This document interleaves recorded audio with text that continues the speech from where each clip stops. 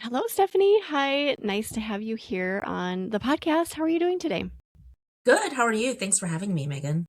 I'm good as well. I'm so excited to chat about authors, and that can apply to authors of cookbooks or non cookbooks, all of the above. We're going to talk about how to build visibility and your author platform without burning out, of course. So, to start, I guess tell us a little bit about who you are, Stephanie, and what you do in your Mhm. business. Yeah, I would love to. So I started in traditional publishing, working in the marketing and publicity departments. So I started in kids, then moved to lifestyle and cookbooks. So as many people know, publishing departments in marketing and publicity are always like kind of small. And because of that, I got to work on a lot of really cool projects. I got to work with a lot of great authors, and that really showed me that unfortunately there is a little hole, right, in what the publisher does and then what the author needs to do. And so that's why I started my Yeah. business. Okay. Yeah, there is a gap. I found that gap after I published my cookbook a handful of years ago. And I feel like it's something that we're not told. Like, nobody tells you this. So you get to that point and then you're like, okay, now what? I thought someone was going to hold my hand and help me with this, right? Yes. Yes. And I think it's that, as a the publisher, right, their goal is to sell books. And you sell the books in a variety of different ways, right? But as an author, your goal is also to sell books, but you're selling on your platform. And the publisher is like their responsibility or their job is not to build your platform. But for an author, that's part of your job because the bigger your platform, theoretically, the more sales you will have. Yeah, right.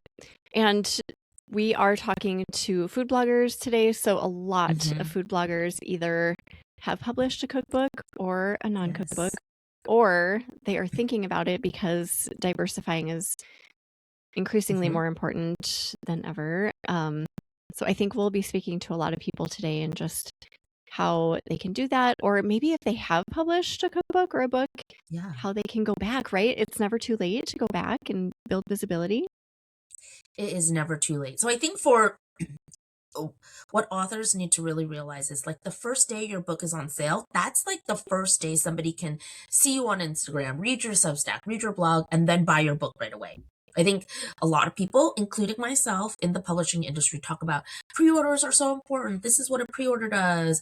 Like, let's promote in the pre-order. But also, as a consumer, people don't love to buy something and then not get it for a few months or a few weeks, right? Right. So there's still that discrepancy of the way a consumer behaves and then the way people in publishing want consumers to behave, right? And, a lot of publishing's actual profit comes from backlists. So backlist is basically anything that's not new from this season. And so there is absolutely benefits and ways to promote your book, even if it's like older. Okay. Yeah. So it's never too late. You're not Never. behind. You're fine. I always Exactly. feel like that too. Like I should go back and revisit that because I did experience a lot of burnout publishing my book, and I Hmm. wanted nothing to do with it for a while, which is really Yep. sad because I love Yep. what it is. I love how I love how it looks, and I love the recipes, obviously. But yeah, someday I will revisit that. So you're not behind. So Yeah. Yeah. you mentioned that our platforms are kind of what we're in control of, right? So Yes. how do we manage that? How do we manage our platform in the best way? So I think, okay, when authors think about a platform, and this is for authors in general, I think they think a lot of like trend chasing, dancing, singing. And I'm like, you can do that if you want. But I think if you reframe building your platform as a way to build relationships, the platform feels different. Right. It's like if your blog or if your platform is about making dinner in 15 minutes because all your kids are busy and have activities, it's a way to connect with these other moms and dads that are in the same situation as you and building that relationship like um with content that isn't always necessarily about that 15-minute meal will also help them remember who you are and differentiates you food bloggers. Okay. And by platform, we're talking about the ways that you're getting the information out there. So your blog, social media, etc. Yeah, so this is also one thing I talk to a lot of authors about, right? Is that there's two different types of audiences, borrowed and owned. And a borrowed audience is social, like Instagram, X, TikTok, etc. Because those are platforms where you don't like quote unquote own the name because they're sent to you via an algorithm, right? You have no Sure. control over that algorithm. But the audience that you own is your blog, your email list, your Substack, your podcast if you have. And that's different because you can publish anytime to those platforms and your audience will theoretically see it, right? No one is standing between you and that reader.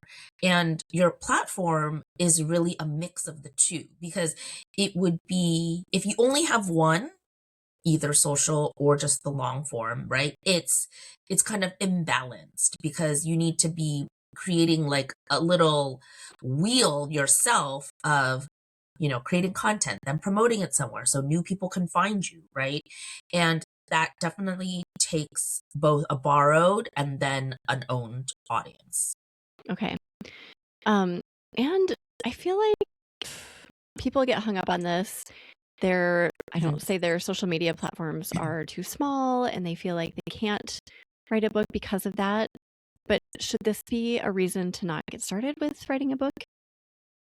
Absolutely not. So I think what also, especially in the food space, there's so many food creators that have millions of followers who obviously get these huge deals, which is great. But there's also still, and you maybe don't see them as much, followers who, or authors who have a lot less followers. So I've worked with authors who have less than 5,000 followers who still got a traditional book deal. Mm. It's about finding the right person, having the right idea, presenting it in a way that makes sense to an agent and to a publisher. Not every book can be that hot lead title. Sure. Yeah, I know a lot of uh, bloggers specifically with really big numbers and really big follower counts and huge blogs. They get really big deals Mm-hmm. and I think rely a lot on the why am I not thinking of the word the royalty that you get from the publisher, right? Mm-hmm. But if if you have a smaller account and a smaller blog, you don't get as much royalty, I'm assuming. But there are other Oh, do you mean yeah. advance? Advance. Yeah. Advance. Okay. I'm so sorry. I knew No. I couldn't think of the word. Yeah, exactly. So Advance. I think you can think about it in a few different ways, right? So yes, if you are a big blogger and have a lot of people on your platform, like yes, you will get an advance that's probably bigger, right? Even if it's like six figures, multi six figures, etc. But what you have to consider from the financial standpoint is you get it, but then you won't start earning then your royalties until you sell through that big advance, right? Right. So Okay. if you've got, let's go wild here. If you got a $1 million advance, you have to sell through all the amount of books that it will take to earn out that $1 million before you see another penny from the publisher. Whereas if you have a small audience and you get a small advance, you can theoretically earn that out quicker because they just give you less money, right? So there's pros and cons to each. Yeah. Okay. That makes sense. $1 million advance sounds amazing. It does. But then I think too, right? If you're getting $1 million from a publisher, they're gonna also expect you, right, Yeah. to produce a book that's amazing and then also spend some of that money on marketing and publicity. Sure. Yeah. So there's a lot on your shoulders as well. Right, right. Yeah. I liked what you said earlier about seeing the platforms not as this is how I'm going to make money, but instead as a way to connect with Mhm. your users, your community, your audience. Yeah. And I think that is kind of a new perspective that we all need to embody, really, Mhm. not just for books, Yes. but for everything. But Yes. how are do you have recommendations about ways to lean hard into that? Just that community building? Oh, yeah, I mean, I think it's really very cheesy, but being yourself, right? So it's in the, in the food space, if you look at cookbooks, right? There's basically like no new recipe because a lot of cookbooks have a lot of the same types of recipe. Chicken noodle soup, meatloaf, fried chicken, chocolate chip cookie, right? But what makes your cookbook different than somebody else's is your perspective, right? The way you frame it, the way you tell a story, the way um just the way you present it, right? And that comes from also you, right? Your past and your experience. So showing that side of you will help kind of lean into that relationship building, right? Because Yeah. I mean, I've definitely experienced this. I imagine you have too, that sometimes the post that you spend 3 hours working on gets no likes, no whatever. But then you post something about your day, about your life, about your hobby, about your family, and then all of a sudden you have so many people responding, sharing, etc., right? Yeah. That's true. All the time I'm Yeah, like, what happened here? Why is everyone so interested in this? And you put absolutely no thought into it. It's just a random exactly. picture when you're out and about with your family. Yeah, totally true. And you can kind of um, build that foundation, right, by doing that before the book is published and just building that community and those relationships Yes. beforehand. So that Yes, when you do absolutely. publish, you're ready to go and they're into your content. They kind of know what you're offering and they're ready to dig in with you, I think. Exactly. And, I'm always saying that building your community and platform, right, takes as long or longer than writing your book. It's like Mm, one thing in the publishing process you cannot rush at all. If you need to build a website, you need to create some images, you need to find people to pitch. All of that can be done in a weekend if you had to. But you cannot build a community in a weekend. right. No, that takes time. That is a long game for sure. Yep. So, do you have thoughts on once you get to like your book is published and you said that's Mhm. day one of, okay, now I need to Mhm. get it out there. How do we go about that? If we're taking that on ourselves, do you have Mhm. tips just for how to get started? This feels really overwhelming to me. And I know Mhm. if it's overwhelming to me, it probably is to a lot of people. So, where do Mhm. we get started with this? So I think it's thinking about, where is your reader? Who is your reader? Where are they hanging out? And also leveraging what the people you know and the organizations you're part of already. Thinking about, you know, book marketing absolutely can be overwhelming, but I don't think you have to start from scratch, especially if you already have a community. Hmm. So it's just thinking creatively, I think, about ways that you can reach them and appeal to all of these people. Okay. Um, So, using those different platforms, and yes. do you have like a typical strategy? Like, I don't know what that would be, emailing certain things, or just, I'm trying to think Oh, of like really specific, tangible things to kind of set in motion. yeah. So I think it's, I hate using this word, but reaching your reader is like about a funnel, right? It's like at the top is where you're most visible. So that's getting in front of new people. So maybe it's being on a podcast, part of media, doing a partnership, doing a collab, right? And then somebody sees you on this, right? And then the next step, if they like what you said, is then they follow you on social or they go to your blog, they go to your website. Then after that, they join your email list. And then all the way at the bottom here is they buy your book. And so you kind of have to be doing all of these things at once to make it really work, which can definitely feel overwhelming. But I think it's Yeah. also deciding what's the right avenue for you to be pursuing, Okay. right? So like which visibility tactic feels the best for you, or which one do you have the most opportunity or connection with already? Yeah. You mentioned podcasts. I think that's such a good Hmm. idea because it's not tapping into your platforms. You can tap into somebody Hmm. else's platform and Exactly. kind of think through that funnel, like you said, and like, okay, what journey do I want to take them on to lead Yeah. them to the book? So you can curate the message and like Mhm. what you want to say that's compelling and that will hopefully Right. lead them to purchase. I mean, I think, it was so funny. Last week I was on a panel about podcasting, and basically Americans listen to 773 million hours of podcasting a week. Ooh, That a is a week. lot. Wow. That's a lot of time. That is Okay. a and I think too, think about this. An average, let's say, reel that you're posting, right, is what, 30 to 60 seconds, so half a minute to a minute. If you're on a podcast for 40 minutes, you've basically created 80 plus reels of time. And the time that you're spending on a podcast, you're talking in depth. You're really talking yeah. about your subject or your expertise, right? Is very different than just, I made a 15-minute meal, right? Here it is. It gives you a little bit more, it allows your reader to get to know you better, I think. Yeah. Oh, there's so much value in I mean, this is one of my soapbox topics. There's so Mm. much value in podcasts because there's no other platform where people willingly put you into their ears and listen Mhm. uninterrupted for 60 minutes. Yep. I mean, even YouTube, you don't sit down and really watch a YouTube video from start to finish for 60 minutes. You get, I don't Right? know. Podcasts are so unique in that way.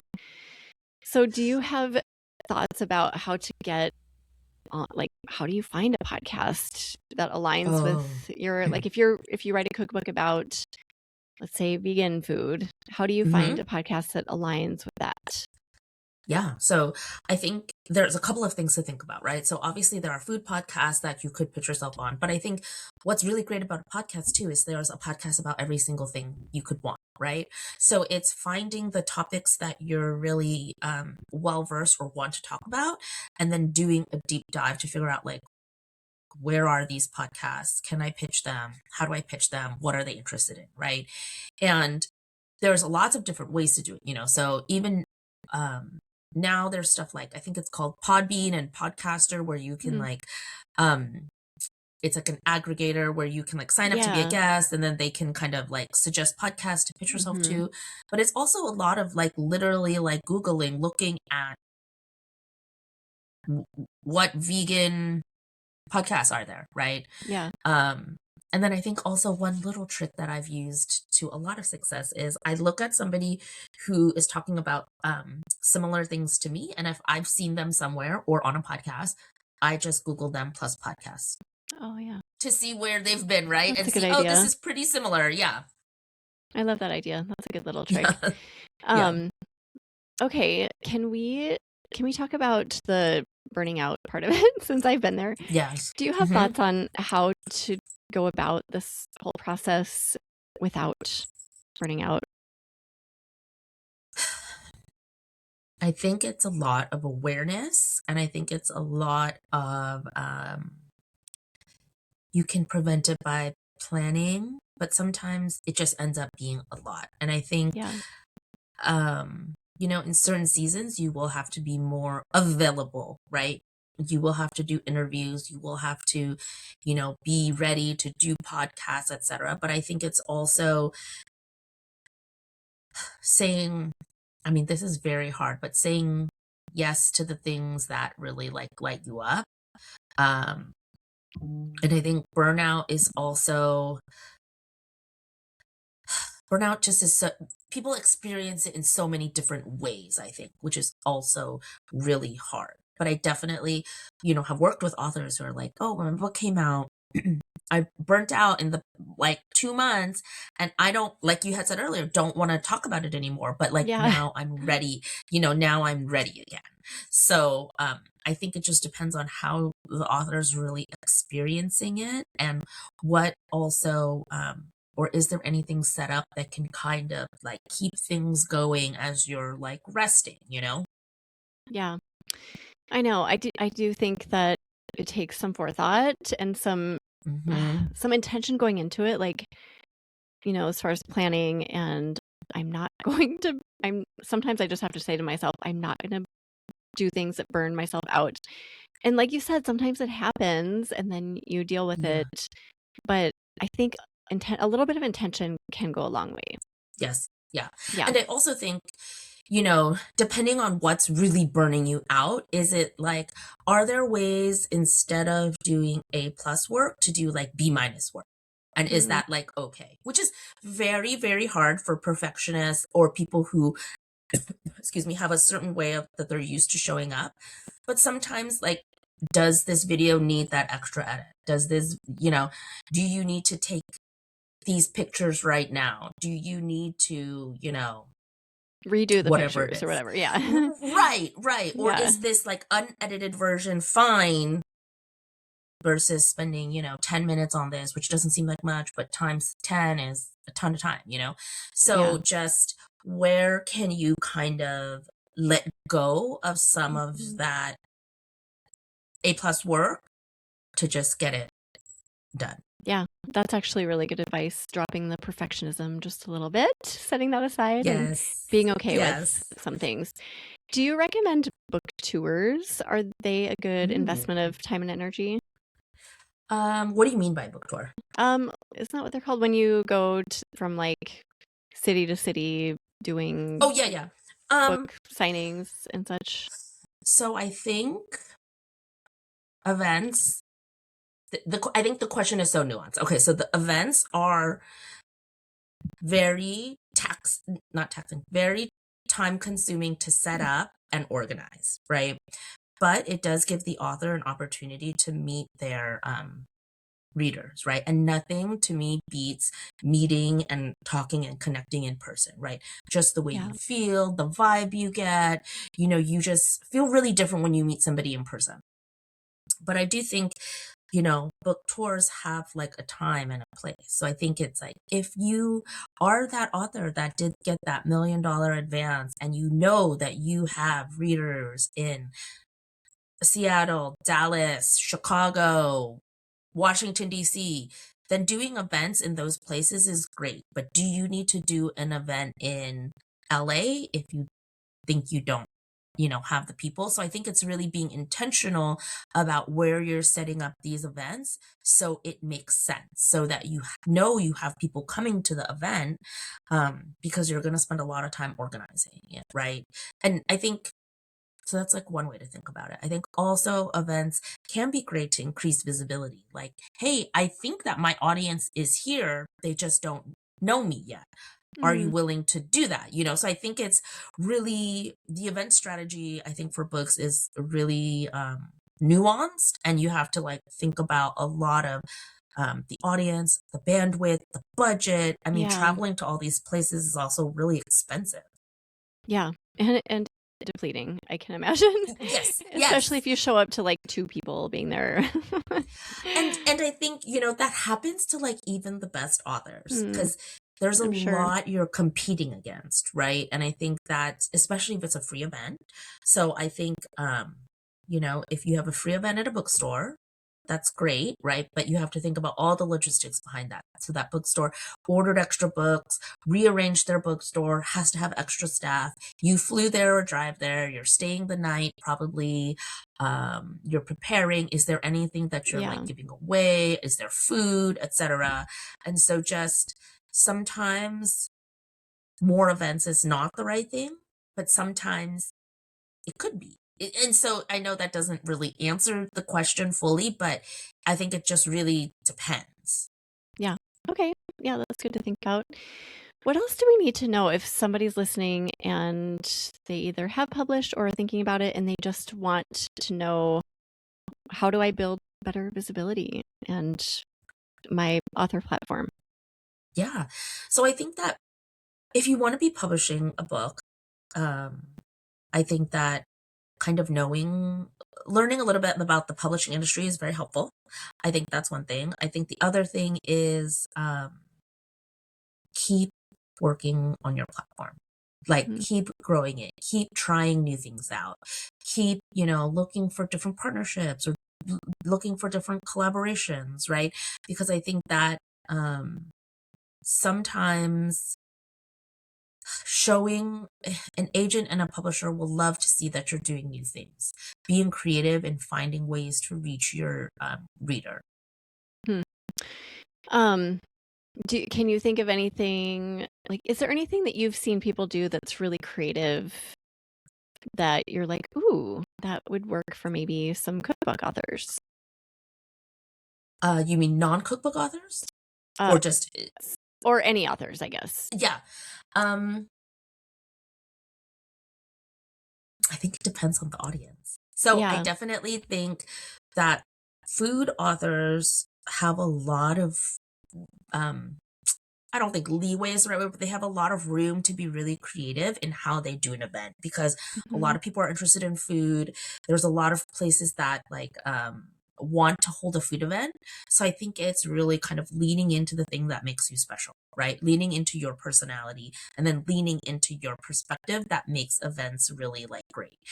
So I'm thinking about, bigger bloggers like What's Gabi Cooking? She has events that are special that they're curated, they're quite pricey.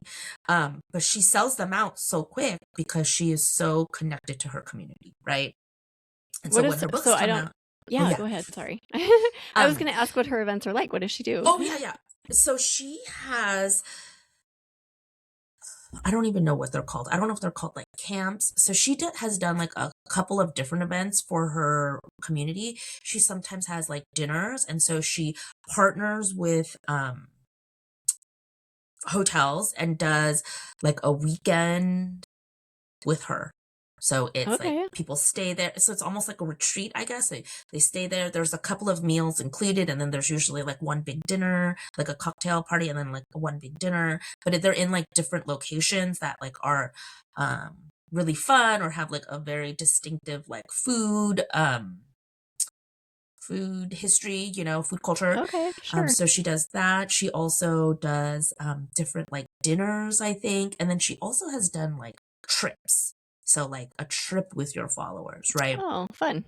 So it seems really fun.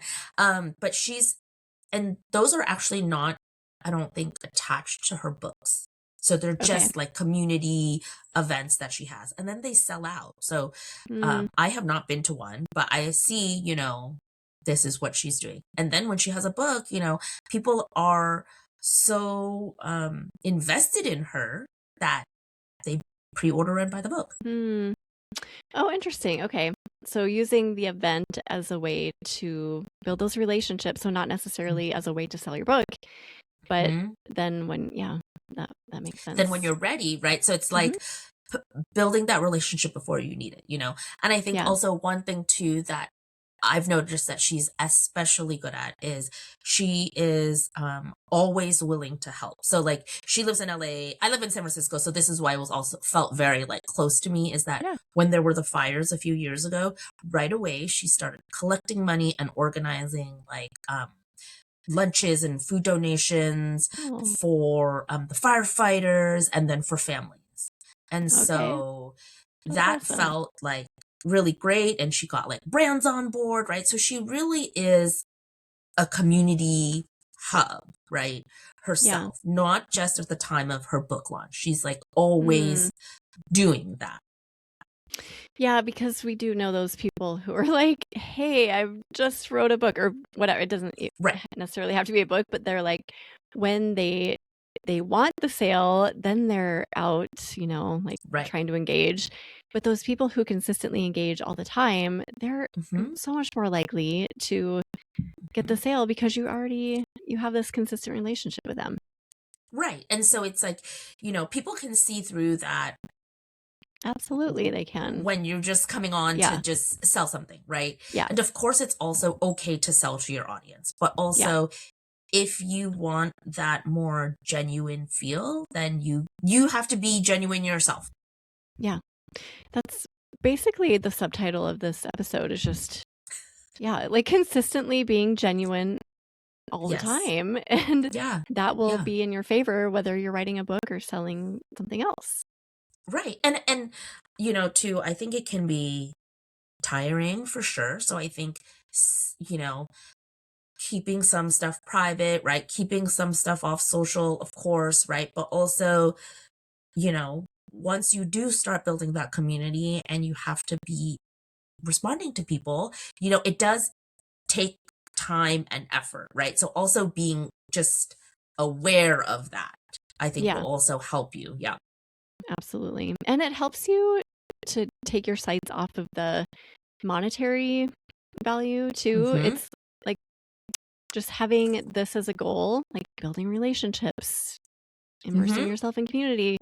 That is so much better. That feels so much better than Right. I'm going to make X amount of dollars from this project. And then when it doesn't happen, you're so sad Mm-hmm. and Mm-hmm. disappointed.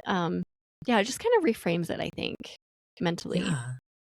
And I Yeah. think, the platform, yes, of course, publishers would love if you had millions of followers, right? But what's more important is the people that are following you, are they engaging with you? It doesn't matter if you have a Hmm. million followers and then when you post something, you get like 5 likes, and then when you look at them, they look like bots or whatever, Yeah. right? Versus a small audience of 10,000 who really are like, oh, Megan, I love that recipe. Instead of ground turkey, I used ground pork. It was great, or whatever the comment is. It's different to have an engaged audience, and it and Yeah. it shows, right? It does. You can see the creators who have a truly engaged audience. You can just Hmm. see it in the way that their comments, populate. Hmm. It's just different. Yes. Yeah. Yeah. Yeah. Anything we're missing that you want to mention, Stephanie, before we start saying goodbye? I think that creating a Or cookbook is really, okay. oh yeah, Well, I is was just really gonna say, or fun. encouragement too, if you have Oh that. yeah, yeah. I think creating a cookbook is so fun. But also writing the book, especially a cookbook, is so much work, but that's only half of publishing. The other half is Mm, sales and marketing, right? And I've definitely heard from authors of all different kinds. They're like, man, if I knew this is what it would be like, I would have dedicated like a year, left a year of space for this versus like a month. And I'm like, yeah, because you don't know what's going to come up. There's always different opportunities, right? You're working on your timeline, but other organizations and conferences and podcasters and media, they're working on their timeline. They like don't sure. care when your book came out, right? Yeah. So so if an opportunity comes up, being able to take advantage of that also is great, right? I think that's Yeah. also one way to not burn out, is just to like give it room, so you have the energy to kind of devote to that. That's the one piece of advice I wish I would have gotten before I started my cookbook. Honestly, that's so valuable what you just said. Yeah. Yeah. So, if people need help with this, whether they're in Yes. it or anticipate being in it, how can you help them and how do they find you? Yeah. So I am at my website is stephmoonco.com. I'm on Instagram, stephmoonco, but I also for your readers or listeners have a code EBT2026. I can just Okay. send that to you, but it's Yeah. for a free mini momentum call. So it's like a 20-minute strategy call, just to kind of like get you finding the right next step. So it's like, oh, if Oh, you're trying to like think about finding an agent, like how do you find them, or what should you do? Or sometimes when you're doing something alone, it could be like, am I doing the right thing? Is there something better I should be doing? What's just the next step, right? And so that 20 minutes kind of helps you just get to the next place. yeah. um and so I have a few of those for you. And then, oh, I That's also have a awesome. Substack. It's called the FAQs. So I answer Okay. the most Awesome. And we'll put frequently all this asked in your show questions. notes. Yes. Okay. Yeah. Great. Um, well, I feel like this is so valuable because, like I said earlier in our conversation, this is a route that people are going or they're very much considering it. So this could be Yes. like the hurdle remover, like take out the hurdle and just make it happen or take the next step, like you said. Yeah. I So love that. thank I'm so you. glad it was helpful. Yeah. Yeah. Well, thank you for Yeah. all of this, Stephanie. So great to Yes. chat with you today. And thank you for listening, food bloggers. I will see you in the next episode.